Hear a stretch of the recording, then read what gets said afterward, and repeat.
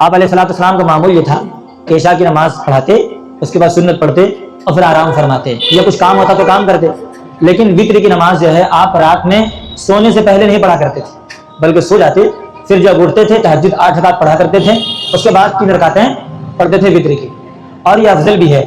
علماء نے لکھا ہے کہ اگر کسی کو یقین ہو کہ ہم وتر کی نماز تہجد کے بعد پڑھ سکتے ہیں، ہماری آنکھیں کھل سکتی ہیں، تو ان کو چاہیے کہ وہ اخیر رات میں ہی پڑھے تہجد کے بعد۔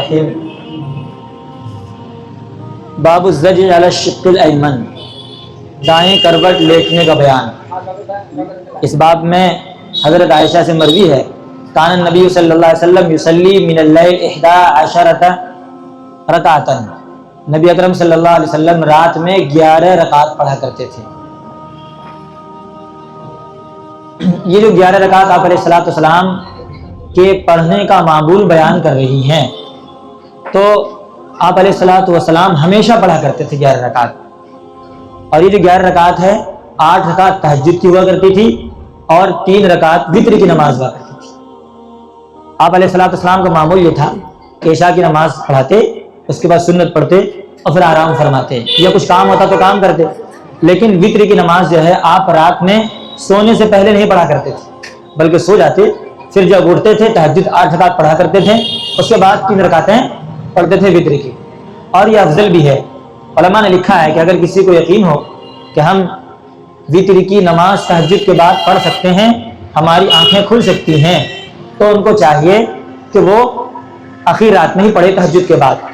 لیکن چونکہ سستی کاہلی کا زمانہ ہے، اس زمانے میں ہر کس و ناکس کی بس کی بات نہیں ہے، اسی لیے رات میں آدمی وتر کی نماز پڑھ کے ہی سوئے، کہیں ایسا نہ ہو کہ افضل پہ عمل کرنے کے چکر میں واجب چھوٹ جائے، قضا ہو جائے۔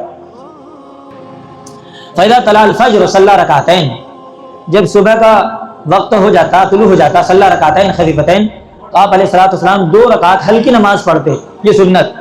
ثم استجع علی شقہ الایمن، پھر آپ علیہ الصلوۃ والسلام داہنے کروٹ لیٹ جایا کرتے تھے، بائیں طرف نہیں بلکہ داہنے طرف لیٹتے تھے، کہ انسان سوئے تو رات میں سوتے وقت داہنے کروٹ سوئے، اور پھر اپنے گال کے نیچے اپنا داہنا ہاتھ رکھ لے، دائیں گال کے نیچے داہنا ہاتھ رکھ کر سوئے، یہ سنت ہے۔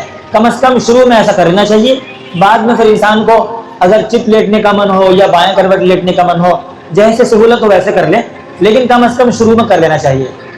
اور دعا بھی پڑھنی چاہیے، دعا مشہور ہے، یہاں لکھتے ہیں امام بخاری اللہم بسمک اموت و احیا۔ آقا علیہ الصلوۃ والسلام سے اور بھی کچھ دعائیں منقول ہے، سمجھا، لیکن یہ دعا چونکہ مختصر ہے، شارٹ میں ہے، انسان کے لیے آسان ہے یاد کرنا، اس لیے پڑھ لیں۔ اور جب آپ علیہ الصلوۃ والسلام بیدار ہوتے تھے، قالت کہتے الحمدللہ الذی احیانا بعد ما اماتنا والیہ النشور۔ سونے کے وقت تسبیح اور تکبیر پڑھنے کا بیان، وہ مشہور روایت ہے کہ حضرت فاطمہ رضی اللہ تعالی عنہ آئی نبی اکرم صلی اللہ علیہ وسلم کی خدمت میں، آئی تھی اس لیے کہ کام بہت زیادہ کرنا پڑتا تھا، چکی پسنا پڑ رہا ہے، گھر میں سارا کھانا بنانا ہے، کپڑا دھونا ہے، تو آئی تھی کہ کوئی خادمہ اگر مل جائے آپ علیہ السلام کے پاس تو میرے کام میں ہاتھ بٹا دے گی تو مجھے آرام ہو جائے گا۔ آپ علیہ الصلوۃ والسلام گھر میں تھے نہیں تو واپس لوٹ گئی۔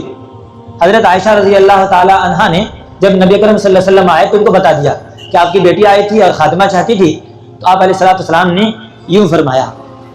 آپ علیہ الصلوۃ والسلام حضرت فاطمہ رضی اللہ تعالی عنہا کے گھر آئے تو دیکھا کہ وہ بستر پر لیٹی ہوئی تھی، تو انہوں نے ارادہ کیا کہ ہم بستر سے اٹھ جائیں، ابا جان آئے ہیں۔ رسول اللہ صلی اللہ علیہ وسلم نے فرمایا کہ تم اپنے بستر ہی پہ رہو، اٹھنے کی ضرورت نہیں۔ پھر آپ آئے اور آ کر آپ نے فرمایا کہ 33 مرتبہ سبحان اللہ، 33 مرتبہ الحمدللہ اور 34 مرتبہ اللہ اکبر پڑھ لیا کرو، یہ تمہارے غلام سے خادمہ سے بہتر ہے۔ مطلب کیا ہے، اگر آپ خادمہ سے مدد لے رہے ہیں تو اس کا فائدہ آپ کو دنیا میں ملے گا، لیکن اگر آپ نے یہ کلمات پڑھ لیے تو اس کلمات کو پڑھنے کی وجہ سے ثواب آپ کو ملے گا، آخرت میں اس کا فائدہ ہوگا۔ اور یہ بھی ممکن ہے کہ چونکہ اللہ تعالیٰ کا ذکر ہے تو اللہ تعالیٰ کے نام میں برکت ہوتی ہے، تو آپ کے کو جو تھکاوٹ محسوس ہوتی ہے، جو تھکن آپ محسوس کرتی ہیں، وہ تھکن ختم ہو جائے پڑھنے کی وجہ سے۔ سونے کے وقت قرات کرنا اور تعوذ، آپ علیہ الصلوۃ والسلام سے بہت سی صورتیں، بہت سی آیتیں پڑھنا منقول ہے، جیسے سورہ بقرہ کی شروع کی آیات، آخری کی آیات، سورہ اخلاص، سورہ کافرون، یہ سب وہ آیتیں ہیں، جو صورتیں ہیں جو قرات مانی جاتی ہے۔ اور کچھ صورتیں ایسی ہوتی ہیں جس میں تعوذ کا پہلو ہے۔ تعوذ کا مطلب پناہ لینا، اللہ کی پناہ میں آنا، یہ ہے تعوذ کا مطلب.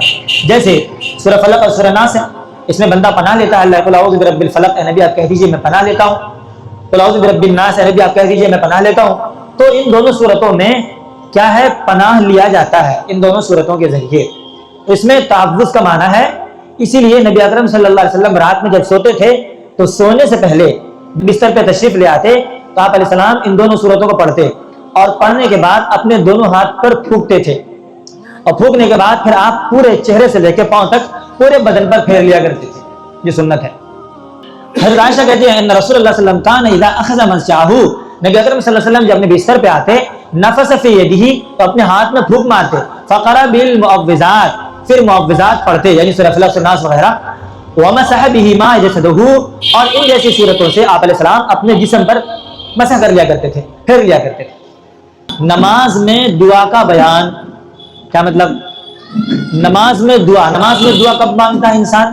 نماز میں دعا اس وقت انسان مانگتا ہے جب درود پڑھ لیتا ہے. تو درود پڑھنے کے بعد دعا مانگنا چاہیے. ہمارے یہاں دعا مانگی جاتی ہے اللہم انی ظلمت نفسی، یہ ہم پڑھتے ہیں نا، پڑھتے ہیں. یہی دعا ہے، اور یہ دعا حضرت سیدنا صدیق اکبر رضی اللہ تعالیٰ عنہ سے مروی ہے.